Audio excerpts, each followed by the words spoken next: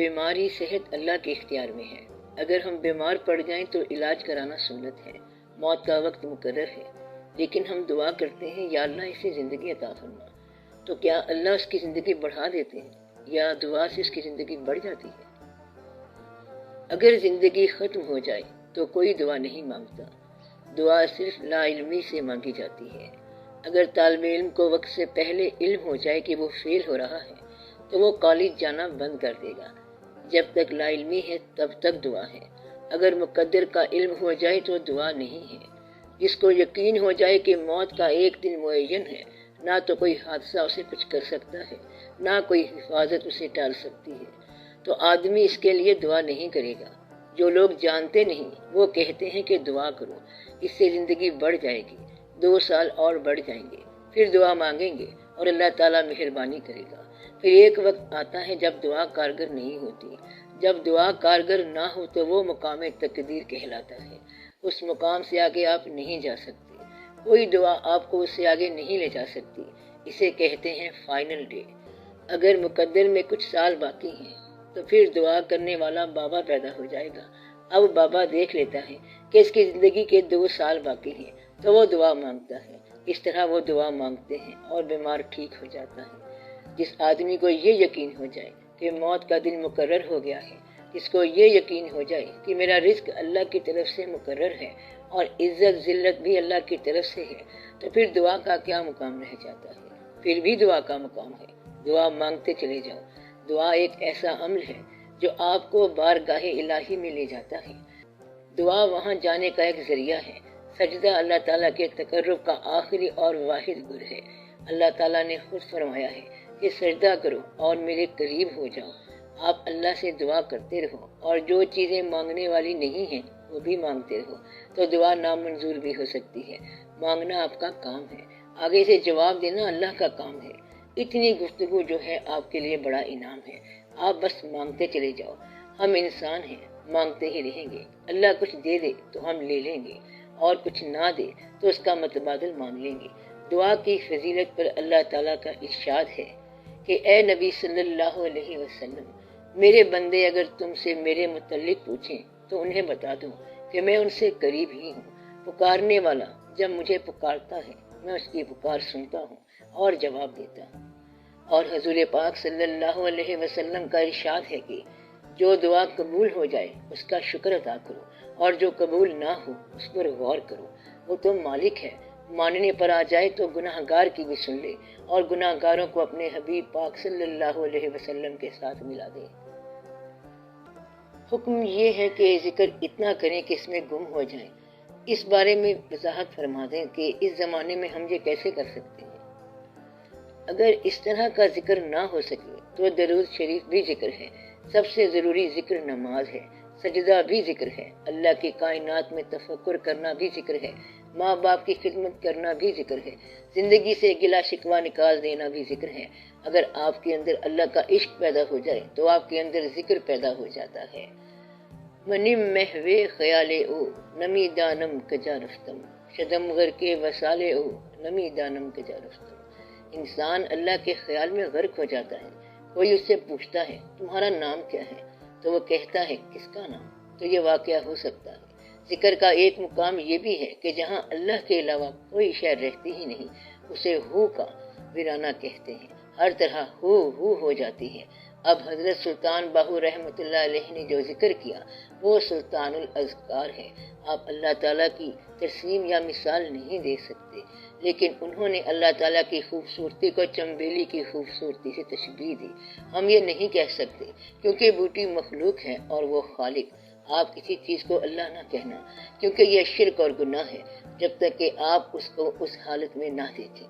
کوئی شے اس سے باہر نہیں اور وہ کسی شے کے اندر نہیں۔ وہ کہاں ہے اور کیا ہے اس کا اندازہ کون لگائے؟ پھر ایک مقام آتا ہے ہماؤس کا، یار کو ہم نے جا بجا دیکھا، کہیں ظاہر کہیں چھپا دیکھا، کہیں بولا بلا وہ کہہ کے الست، کہیں رندوں کا پیشوا دیکھا، کہیں ہے بادشاہ تخت نشین، کہیں کاسا لیے گدا دیکھا۔ اب جس نے یار کو جا بجا دیکھا ہے وہ یہ بات کہہ سکتا ہے۔ آپ یہ بات نہ کہنا، یہ آپ کا مشاہدہ نہیں ہے، اگر مشاہدہ ہو جائے تو ایک وقت ایسا آ جائے گا کہ سارے چہرے ایک ہی چہرہ بن جائیں گے۔ اگر کہیں ایسا مشاہدہ ہو جائے تو پھر آپ کہہ دیں کہ سارا واقعہ ایک ہی واقعہ ہے۔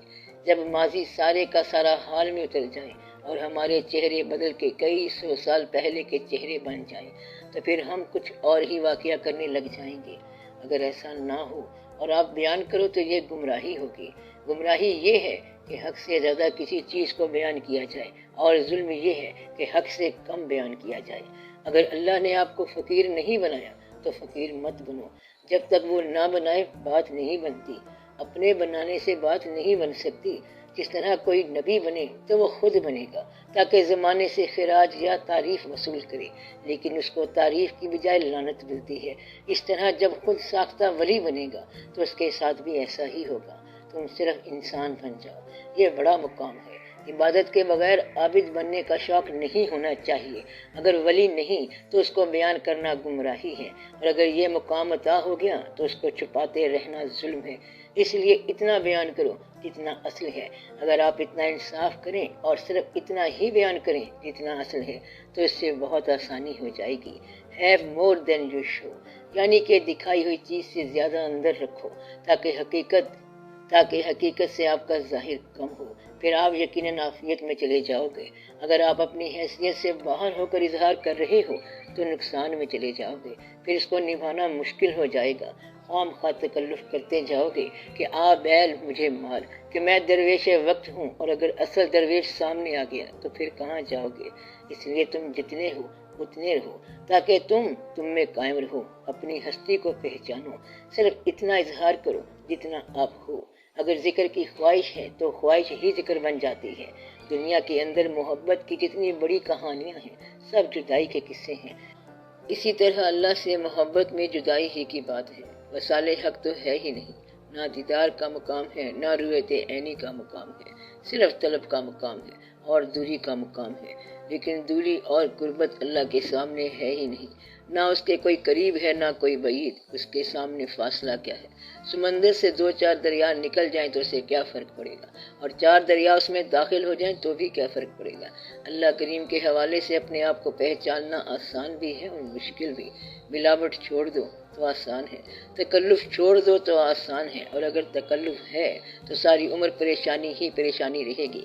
اللہ والا بننے کی خواہش نکال دو اور اللہ والا بننے کا عمل کرو۔ اپنے آپ کو اللہ کے آگے پیش کر دو۔ اب جس راہ سے وہ گزارے وہی راہ آپ کے لیے حق کی راہ ہے۔ کیا فقیر بننے کے لیے خواہش کا اظہار کرنا یا کوشش کرنی چاہیے؟ اس بات کا جائزہ لینا چاہیے کہ فقیر کی تعریف کیے بغیر اور فقیر کے مقام کو پہچانے بغیر یہ کیا خواہش کی جا رہی ہے۔ اگر آپ یہ سمجھ رہے ہیں کہ فقیر کی دنیا میں بڑی آبرو کی جاتی ہے اور آپ اس لیے فقیر بننا چاہتے ہیں تو بے شمار فقراء ایسے گزرے ہیں جنہوں نے عزت اور آبرو سے گریز کیا اور ابتلا سے گزرتے رہے۔ فقیر کا مطلب ہے اللہ کی رضامندی کا محتاج ہو جانا اور اس کی طلب رکھنا۔ فقر کا ایک منصب اور ایک مقام بھی ہے۔ سارے فقیر صاحب ارشاد نہیں ہوتے، سارے اس میں مرتبہ حاصل نہیں کرتے۔ فقیری عطا ہوتی ہے تسلیم و رضا کے بعد۔ آپ یوں کہہ سکتے ہیں کہ فقیر الا اللہ کی تفسیر ہے اور فقر سجدہ شبیری ہے۔ جب آپ اپنے گرد و پیش کو تحفظ دینا چاہتے ہیں تو پھر وہ چیزیں تو اللہ تعالیٰ نے آپ سے مانگ لینی ہیں۔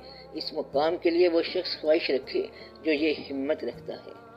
صلی اللہ تعالی علی خیر خلقہ و نور عرشہ افضل الانبیاء والمرسلین سیدنا و مولانا حبیبنا و شفیعنا محمد و آلہ و اصحابہ اجمعین برحمتک یا ارحم الراحمین۔